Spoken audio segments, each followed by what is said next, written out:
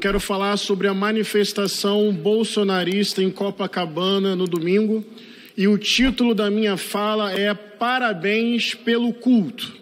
E eu vou me dirigir aos organizadores deste culto, porque foi um culto, foi um tipo de culto. No Brasil, há liberdade para proclamar publicamente a fé. Não há perseguição religiosa, por exemplo, a nós cristãos, evangélicos. No governo Lula, nenhuma igreja foi ou será fechada, as igrejas continuam crescendo normalmente.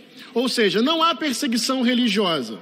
E vocês sabem disso, mas vocês dissimulam e tentam esconder a questão, porque quando nós criticamos esse movimento, dizem que nós estamos sendo intolerantes religiosos, ou seja, confessando que, no fundo, este é um movimento religioso. Estão assumindo que há uma campanha religiosa para tomar o Estado brasileiro e dominar a sociedade brasileira, com um tipo de culto. E quem critica isso é taxado de intolerante religioso.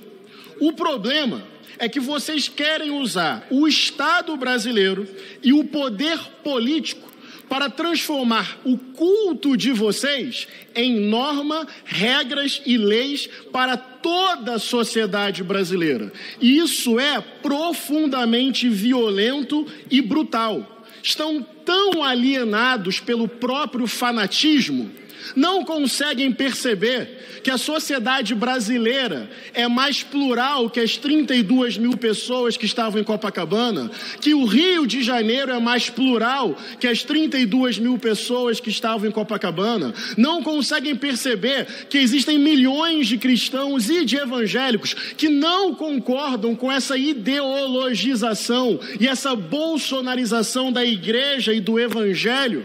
O que se pensa? Que todo cristão no Brasil é tipo Malafaia? O que se pensa sobre a sociedade brasileira? Que o Brasil é composto por 200 milhões de Malafaias? Eu reconheço que a extrema-direita de conteúdo fascista tem força política no Brasil, mas tem uma estratégia de se fazer maioria absoluta e apagar a diversidade que existe em nossa sociedade. Então, um alerta para a sociedade brasileira que eu deixo aqui.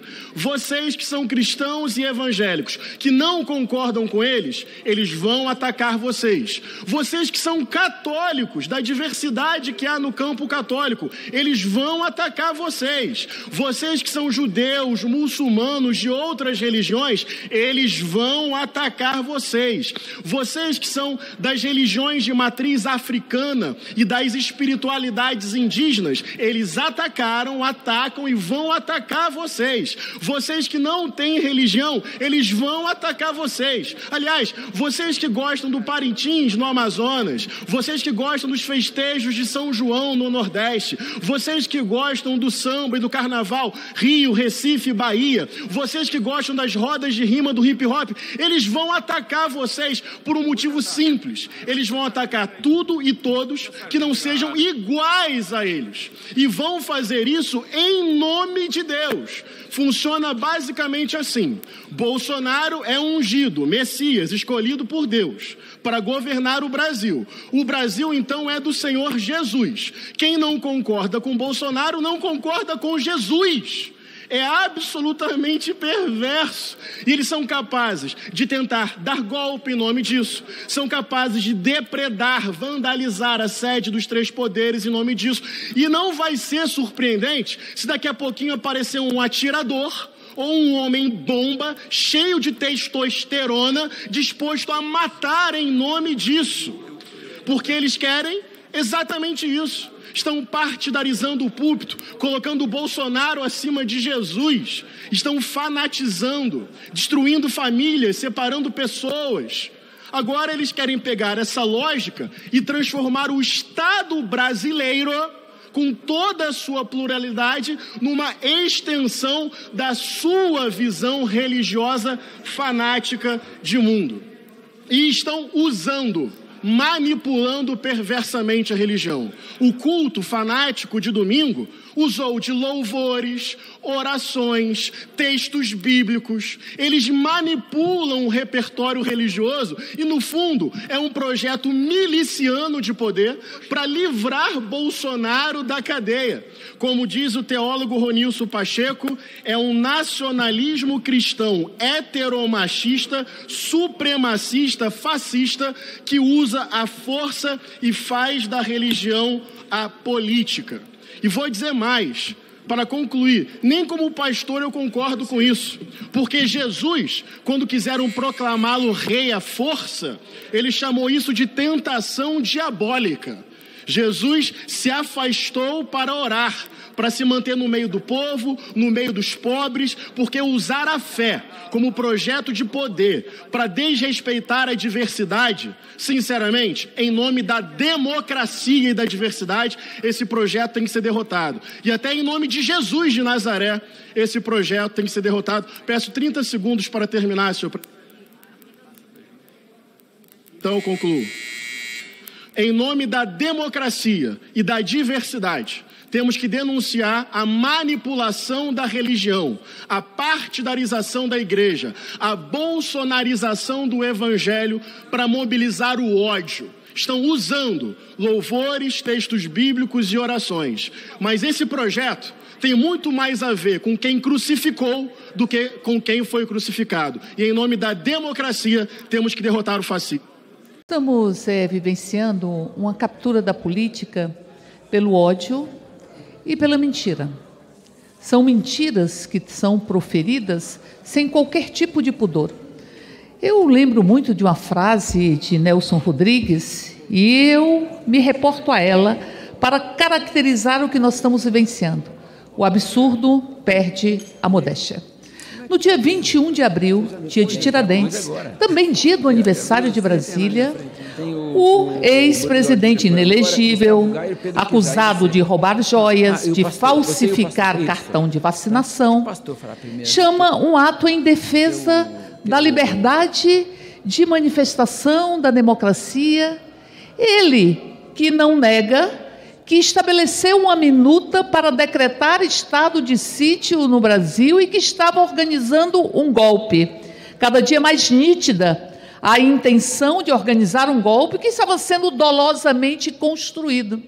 E de forma absolutamente irônica, um escárnio com a nação, ele tenta chamar um ato em defesa das liberdades. Ora, não se pode, em nome da defesa da liberdade, se defender o crime, porque há crime quando se utiliza da mentira, há crime quando se tenta atentar contra a própria democracia. Aliás, foi o seu filho que disse que bastava um jipe, um cabo e um soldado para fechar o Supremo Tribunal Federal. E eles tentaram organizar esse ato e passaram meses organizando este ato. Passaram meses, fizeram vídeos bem elaborados, tentaram de toda sorte fazer com que este ato fosse um ato que pudesse ter bastantes pessoas. Mas o ato foi um fracasso. O ato foi um fracasso. O ato não reuniu ninguém com uma quantidade significativa de pessoas. O ato, comparado a outros atos anteriores, ele indica que o povo brasileiro sabe o que está acontecendo neste Brasil. E sabe que se defende a democracia quando se defende as instituições. Aliás, esses, na ausência de mito, querem pegar um bilionário estrangeiro que atenta contra os poderes constituídos no Brasil e transformá-lo em mitos.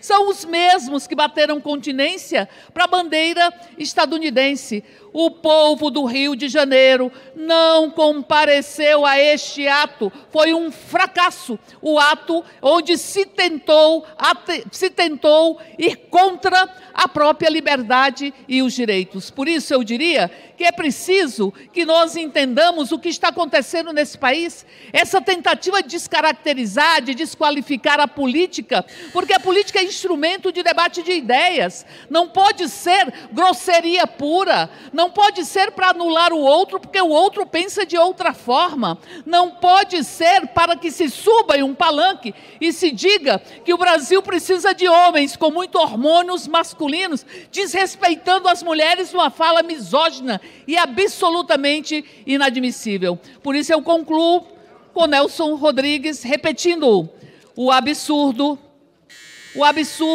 perdeu a modéstia. Enquanto isso, o governo de Luiz Inácio Lula da Silva enfrenta o desemprego, está diminuindo o desemprego, diminuindo a inflação, está tirando o Brasil da fome, está reconstruindo um Brasil que foi destruído pela lógica fascista que ostentou uma faixa presidencial devidamente arrancada pelo povo deste país.